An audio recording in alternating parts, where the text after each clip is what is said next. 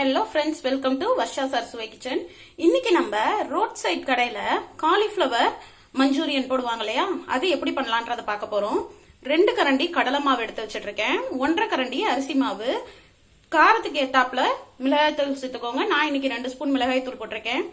1 spoon பெருங்காயம், 1 spoon மஞ்சள் தூள், தேவைக்கு உப்பு.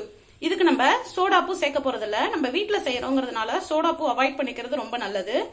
அதுக்கு பாத்தீங்கன்னா நான் ஒரு பெரிய சைஸ் காலிஃபிளவரை சுடுதண்ணியில கொஞ்சம் உப்பும் மஞ்சத்தூளும் போட்டு ஒரு 2 நிமிஷம் அமுத்தி வச்சிருந்தேன்.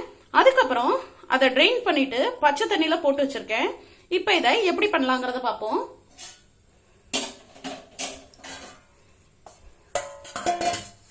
இத பண்ணும் போதே நம்ம பக்கத்துல ஒரு பேன் வச்சு பொரிச்சு எடுக்க தேவையான ஆயில் போட்டு அதை ஹீட் பண்ணிக்கலாம். ஒரு பாத்திரத்துல நம்ம காலிஃபிளவரை தண்ணி இல்லாம வடிகட்டி இதுல சேர்த்துக்கலாம். காலிஃபிளவரை தண்ணி இல்லாம எடுத்துக்கிட்டாச்சு. இப்ப இந்த மாவெல்லாம் நம்ம அதுல சேர்க்கறதுக்கு முன்னாடி ஒரு தடவை கலந்துப்போம்.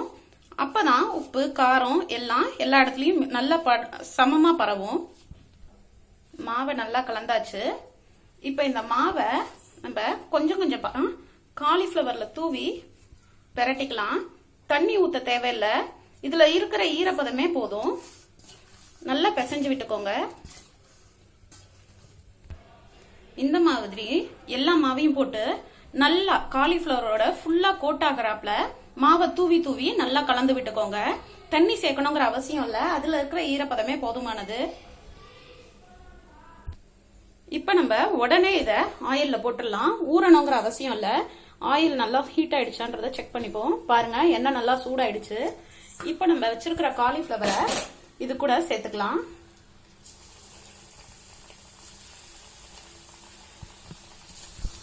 காலிஃபிளவரை ஆயில்ல சேர்த்தாச்சு.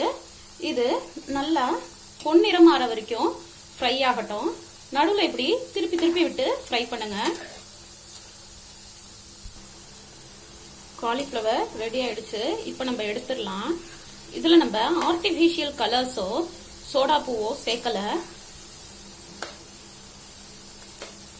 இப்ப நம்ம எடுத்துடலாம். இப்ப காலிஃபிளவர் எல்லாத்தையும் பொரிச்சு எடுத்துக்கிட்டாச்சு. இப்ப நம்ம எப்படி பிரசன்ட் பண்றதுங்கிறத பாத்துருவோம். ஒரு பிளேட்ல ஒரு பெரிய சைஸ் வெங்காயத்தை இப்படி நீளா கட் பண்ணி வச்சிருக்கேன். வால்வெட்டு கட் பண்ணி வச்சிருக்கேன். அதுல பாத்தீங்கன்னா ஒரு கொத்து கருவேப்பிலைய அடுப்பை ஆஃப் பண்ணிட்டு காலிஃபிளவர் பொரிச்சு எடுத்தோன்னே ஒரு கொத்து கருவேப்பிலையையும் பொரிச்சு எடுத்துட்டு இருக்கேன். இப்ப இந்த காலிஃபிளவரை இதுல சேர்த்துடலாம்.